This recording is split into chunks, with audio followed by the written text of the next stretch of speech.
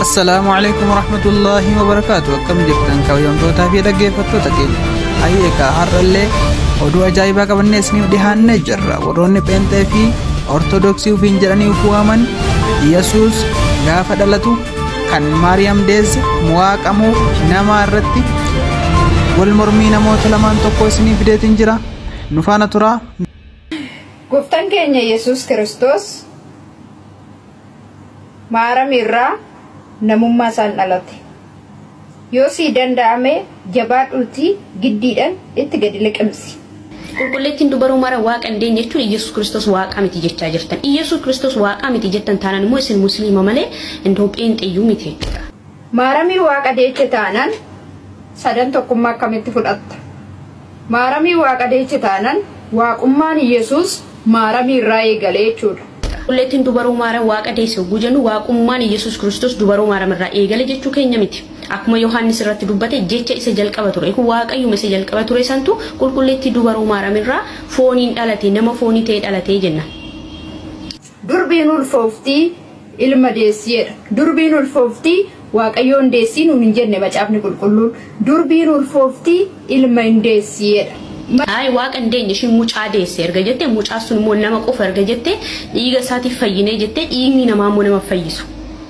Inni dhalate sun waaqa miti erga jetteeti dhiigni namaa sun nama fayyisuu hin danda'u jechuudha. So akka yaada keetitti ati ammayyuu fayyine jechuudha. Yesuus Kiristoos hin deeche malee Maariyaam waaqayyoon hin deenye.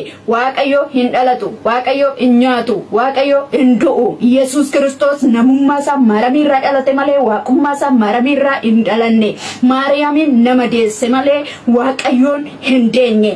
Kanaafuu inni dhalate sun waaqa kan jennu isaaf inni dhalate sun waaqa jechuun waaqummaan dubaroo maaramii irraa eegale jechuu keenya miti.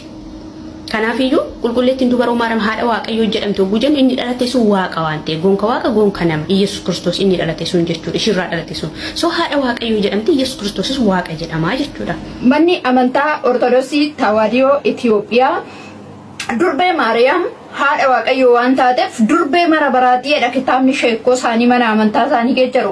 Namni maqaa Maariyaamiin amanate waan mate hundumtuu ifayyaa jireenya bara baraa hin argataa jedha sheekoon mana amantaa Ortodoksii.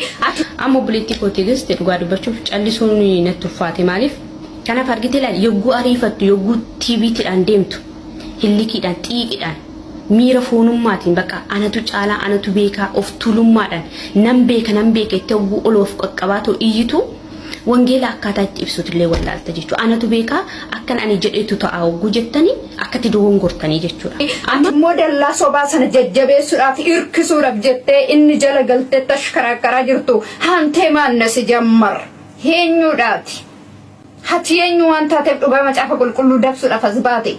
Manni amantaa Ortodoksii Tawaahidoo Itoophiyaa sobaan kan guutamte waaqummaa Yesuus malee namummaa Yesuus hin fudhattu. Akka isheen namummaa Yesuus hin fudhanne keessaa ragaa hedduu hasbaasee kennuu nan danda'a.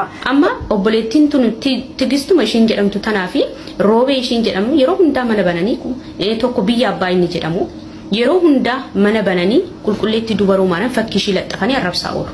Yeroo hundaa qulqulloota arrabsaa oolu. Akkasuma qabsuurota qulqullootaa seenaawwan qulqullootaa fi akkasuma immoo dirsaanota ergamoota kan hin beekne ofii isaaniitti itti amananii hin beekanii seenanii borcaa oolu. Dhumni isaanii garuu ijoollumti isaan wajjin borcaa oolan sunarra gola eessa deemaa jiranii gara azaabaa deemaa jiran karaarraa badaa deema. So waan gaarii hojjetta. Tokkoffaa Yesuus hangafa lubaa miti lubummaadhaan nuuf hin dhaabbatu ergamootatu saatii kana Yesuusii fi waaqayyo gidduu Maariyaam faatu nu dhaabbata jettee manni amantaa Ortodoksii Tawaahidoo Itoophiyaa shaakala ishii isa forjidii yeroo isheen addunyaa kanarratti shaakalaa jirtu keessatti ati wajjiniin inni harka cabacabduu eenyuudha siin jedheen. Innaa waan tokko dossuu teettanii hubattanii gaariidha. Indeen immoo gaafadha walirraa baradha ani akkan ani jedhetti ta'a jettee akka iyyitu si caalaa kan beekan barsiisonni baay'een ni jiru. isinuma keessa jechuudha. Isaan waliin baradhaa biyaansa jechuudha. Qulqulloota arrabsaa qulqulleetti dubaroo maariyaam arrabsaa haga ooltan mee waa'ee fayyinaa baradhaa. Waa'ee Yesuus Kiristoos baradhaa. Maali warroonni kaleessa qulqulloota si wajjin arrabsaa olee har'a Yesuus Kiristoosin arrabsaa jira. Atis boru deemtee Yesuus Kiristoosin arrabsiisaa oolta jechuudha. Miknaatum ammayyuu arrabsaa jirtam. Inni dhalate mucaadha malee nama malee waaqa miti erga jette Yesuus Kiristoos waaqa miti jechaa jirta jechuudha. So kun immoo yaada warra musliimotaati jechuudha.